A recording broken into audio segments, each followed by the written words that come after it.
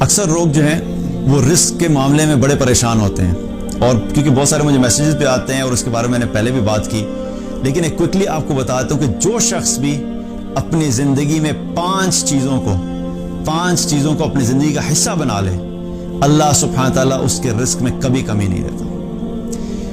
پہلی چیز کیا ہے کہ اپنی زندگی میں اللہ کی فرما برداری کو لے آؤ اور اللہ کی نافرمانی کو چھوڑ دو۔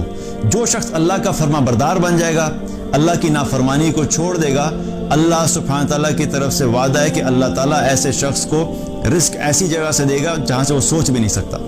وَمَن يَتَّقِ اللَّهَ يَجْعَلْ لَهُ مَخْرَجًا وَيَرْزُقْهُ مِنْ حَيْثُ لَا يَحْتَسِبُ۔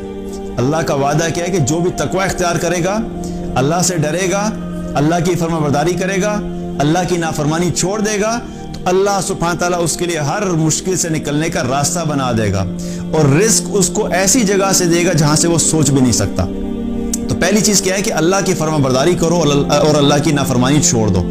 دوسرا عمل کیا ہے کہ جو شخص بھی کرے گا اللہ اس کے رزق میں برکت دے گا، کثرت سے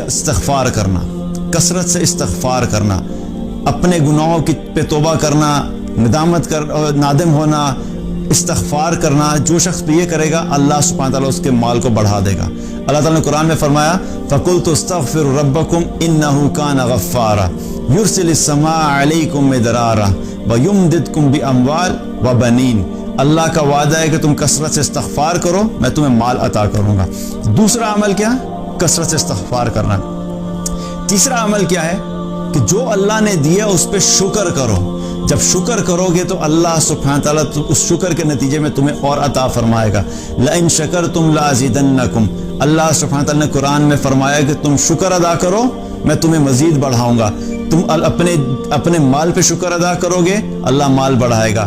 تم اپنے جو بھی اللہ نے نعمتیں دی ان پہ شکر ادا کرو گے اللہ سبحانہ تعالیٰ ان کو مزید بڑھا دے گا۔ چوتھی چیز کیا ہے؟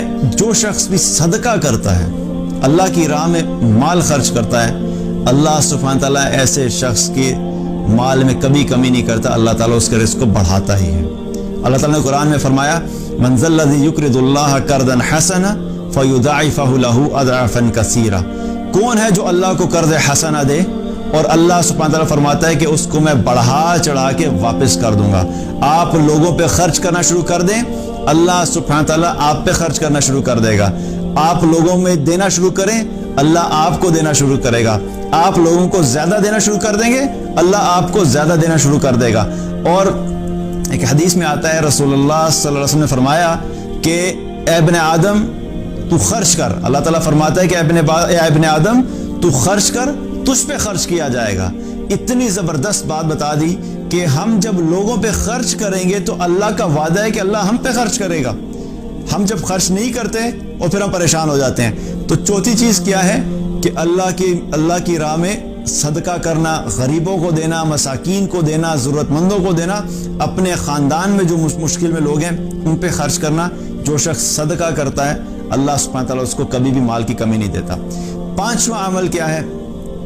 پانچواں عمل اپنے خاندان والوں کے ساتھ بنا کے رکھنا، صلہ رحمی، اپنے خاندان والوں سے تعلق نہیں توڑنا، کیونکہ حدیث میں آتا ہے نبی صلی اللہ علیہ وسلم نے فرمایا جو شخص یہ چاہتا ہے کہ اللہ اس کی زندگی میں، اس کی جان میں، اس کی عمر کو بڑھا دے اور اس کے مال کو بڑھا دے، تو اسے چاہیے کہ وہ صلہ رحمی کرے۔